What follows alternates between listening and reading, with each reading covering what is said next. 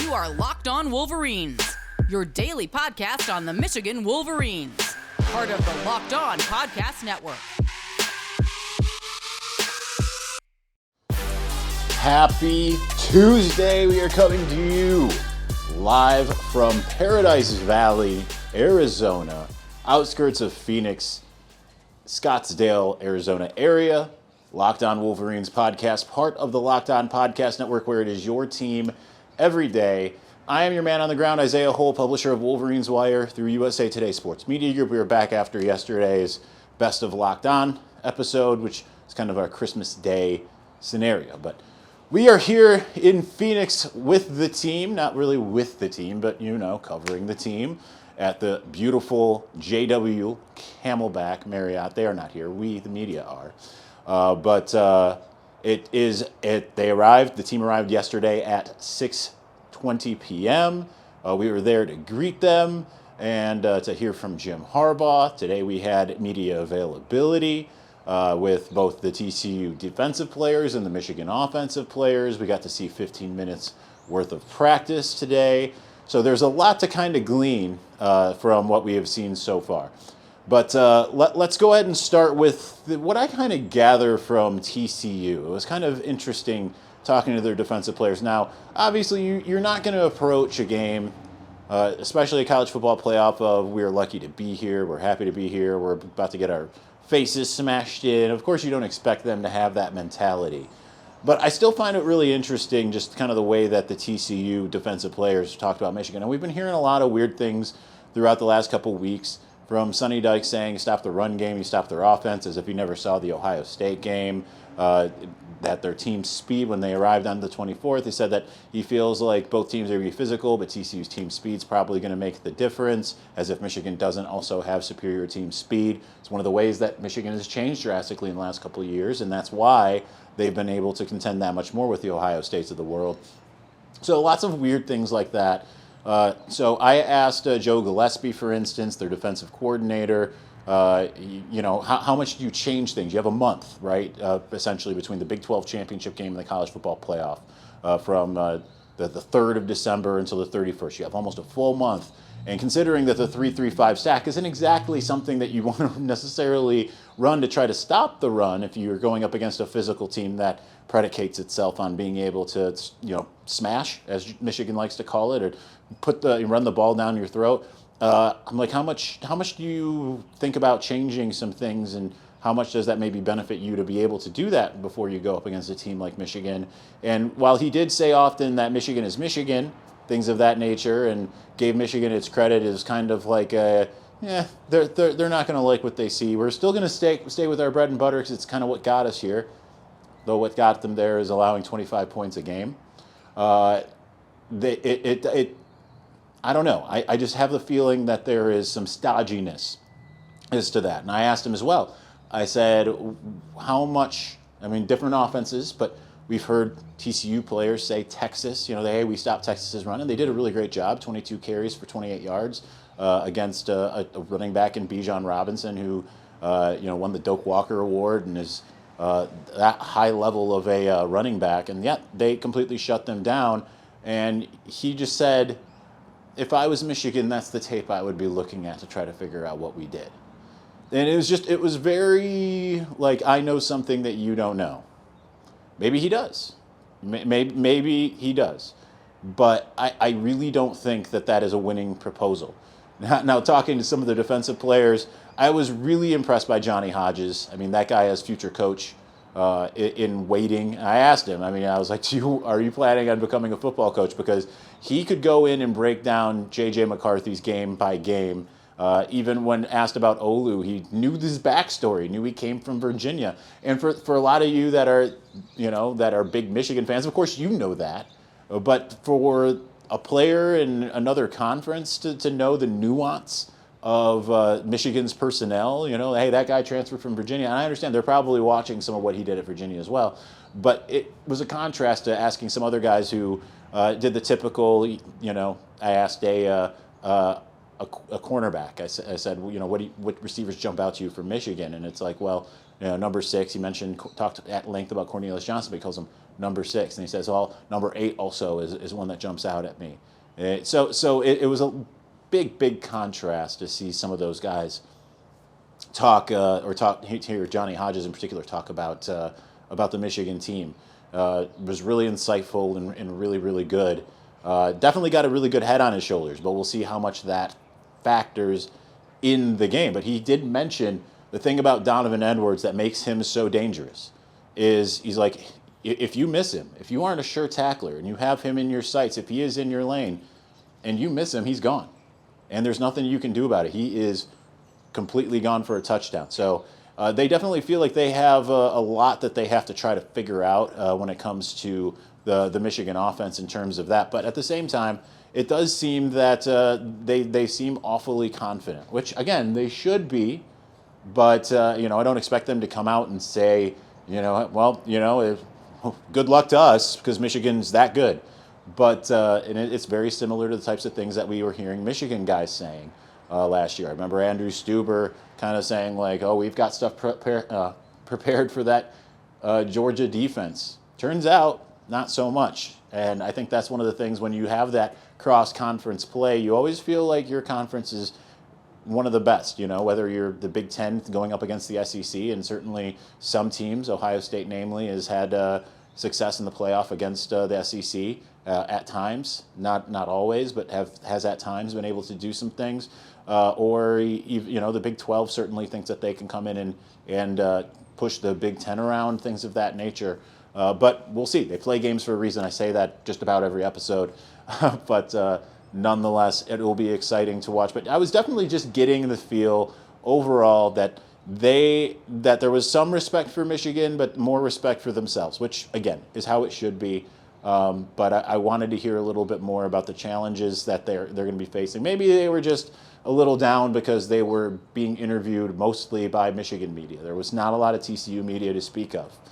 But then you have the Michigan side of things, and hearing Ronnie Bell talk about his brother and like how surprised how good his brother was, at quarterback, saying that, hey, I'm a college level receiver. He's a sophomore in high school, a couple years ago, and he's hitting me in stride. Things that he didn't expect. And he said he just kept on showing the coaches and saying, like, am I crazy, or is he actually pretty good? And that's obviously why Kendrick Bell ended up getting the offer and then signing with Michigan. So interesting to hear things of that nature. Interesting hearing from Sharon Moore talking about the transfers and saying, like, listen, we have built something here. You're not transferring in with a guaranteed starting job, but you do have the opportunity to compete and play for the 2-year running best offensive line in the country. That is a statement, right? Like we were talking to some colleagues of mine, and they were saying in a lot of circumstances that would certainly be some coach speak, but for Sharon Moore, it is not. So wealth of riches over there. But anyway, let's get to practice, let's talk about practice. They're not going to let us in over wherever Tempe is. I'm not really sure here. But let's discuss what I saw at practice. I had some observations that I put pen to paper on, and we'll get to those here momentarily.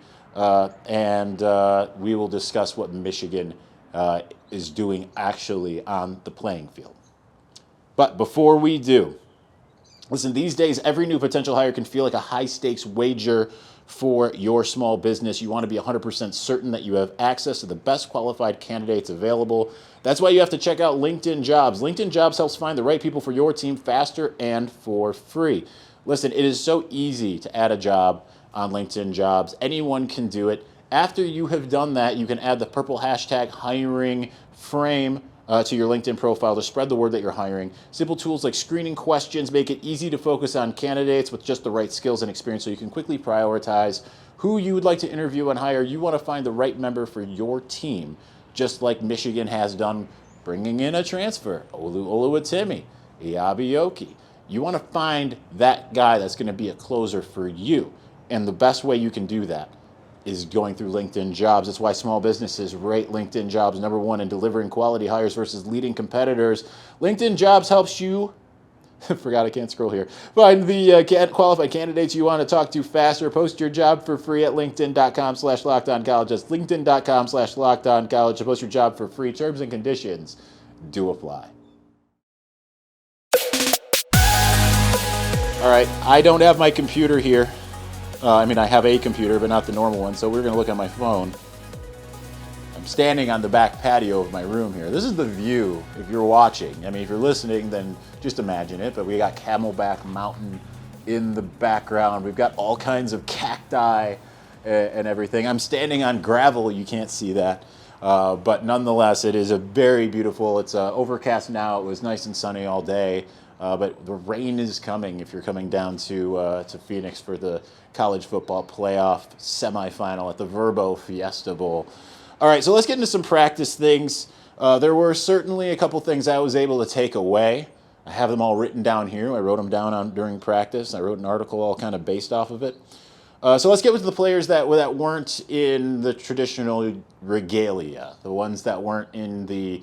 They were wearing, if you're on offense, you were wearing blues and no pads, just shells and shorts and what have you, and helmets. And there were a handful of guys that were in T-shirts. I didn't see any on the defensive side. Looked like everyone on the defensive side except for Nakai Hillgreen, which is something of a surprise because it sounded like he was going to be able to potentially play in this game if necessary. Maybe he is, but he hasn't practiced for a while, so who knows? But there were a couple guys that weren't dressed, so let's discuss those.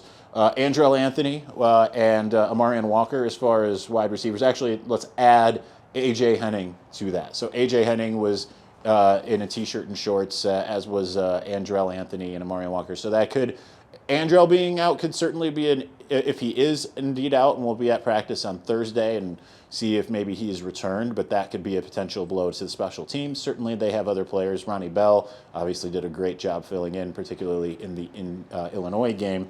But those were the three that I saw as far as that was concerned. But Mike Morris obviously had been a concern. He looked to be a full go. I was right there with the defensive edge rusher guys and warming up. Well, they were going through a bunch of different drills. He looked to be a full go, so that's good news. As was Donovan Edwards, still has a cast on. It looked a little bit less bulky, as you know, probably at this point, that he had surgery right after the Purdue game. But he seemed to be good to go. Was still carrying the ball in his left arm, but we didn't get to see any kind of passes thrown, so I'm not sure if he was if he's available to catch passes. Obviously, that would be a giant deal and game-changing for the offense to make him available. Certainly, they've thrown it at him. He's gotten a catch in the last two games, but they've thrown it to him since the Ohio State game. But being able to do it with certainty, that's something that would take the offense yet again to another level. One of the rotation we saw, because I think one of the questions is who's going to be after him. Kalel Mullings obviously was the one who got the bulk of carries in the Purdue game, in the Big Ten championship game. But it was from just the rotation that I saw during the first 15 minutes of practice. That's all we get. Was Donovan Edwards, then C.J. Stokes, and then Kalel Mullings. C.J. Stokes did get a little bit of, I'm not really sure what it was referring to in terms of was he too early with getting to the ball, to the quarterback to get the ball or making his cut. But Jim Harbaugh did say that, a little too early, C.J., a little too early. But he was still second, and then Kalel Mullings. So it'll be interesting to see how that rotation looks on Saturday at the bowl game, in the playoff, rather. Let's see, which one I want to move on to first. Let's go right to the early enrollees. So 7 early enrollees are here. I saw 3 of them, and they were practicing. Full uniform. Wasn't like okay, now we're done with these portions. Now you guys can rotate it. No, they were in the regular rotations. Obviously, we didn't see 7-on-7s or 11-on-11s or anything like that, but just seeing positional drills and things of that nature. We did see the early enrollees. The first guy that caught my eye was Samaj Morgan working with those guys. Frederick Moore was also out there. I didn't see him in those moments, but then I did see Jair Hill and Cameron Calhoun on the defensive side, and I saw Calhoun make a nice tackle as well, as I did also Will Johnson. Will Johnson looked really good in what little that I did see of him. But I have already mentioned 4 guys there. The other guys that are here are tight end Zach Marshall. I could not see the tight ends. They were pretty far away from where we were allowed to traverse. So Zach Marshall, Benjamin Hall, I didn't notice him, and Cole Cabana are also here in uniform practicing. I confirmed with a team spokesman. So that's interesting. The only one that's not here of the early enrollees is Amir Herring because he is at the Under Armour All-American Bowl. That's an interesting thing that they are there. They are in uniform. They are getting ready. And they are included in the team right now. So very, very cool. Obviously, there's going to be people out there that say, why detract from what they have? But hey, it's practice. It's good to get those guys acclimated. And I'm sure that they are doing so wisely without taking away from the guys that absolutely need it right here and now as they try to go on a national championship run. Let's see, what else do we have? I saw one formation that where DJ Turner was in nickel. Then on the boundaries, on one end was Will Johnson, and it looked like Quentin Johnson. I mean, he was out there, and it looked like he was the boundary, that there wasn't anyone else on the other boundary when they were running up against the scout team. And I thought that was just interesting. Certainly, I mean, no Sainer still out there on that particular play. No Jamon Green on that particular play. It looked like Quentin Johnson was a cornerback on that particular play. But it's just something to keep in mind, that maybe that is something that is available to them, and maybe there's something that they like about having that personnel grouping.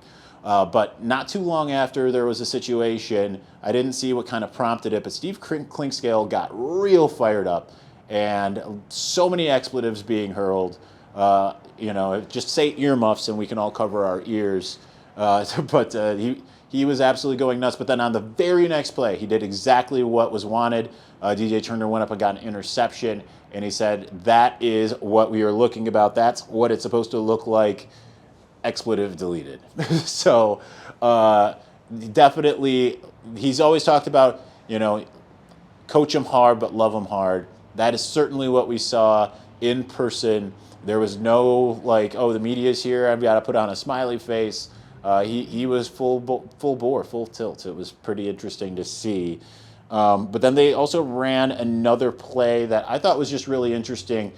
Guys were mostly kind of shallow. As far as I recall, and I could be wrong, I didn't take video, there was a deep safety, but otherwise it looked like they were trying to run some action on a screen.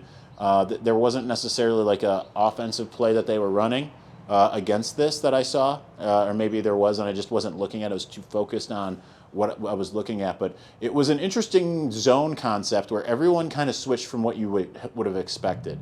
And that's the type of subterfuge that I kind of expect to see against TCU, really confuse Max Duggan. But they did what looked like a really good type of zone defense that would be perfect for blowing up any kind of screen, which isn't surprising. We've seen it a lot all year, but this was kind of a little bit of a different look than what we had seen.